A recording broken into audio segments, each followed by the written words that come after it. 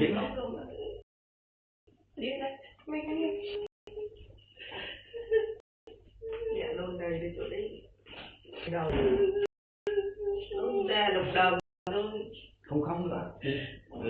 Dọn chỗ để chuẩn bị tí nữa mọi người kéo đến không biết đâu mà làm đấy. Thế dọn đấy là để cho mẹ lên trên nhà. Không, dọn đi ra đun nước rồi. Tí nữa tắm cho mẹ. Mình đi đâu rồi đấy.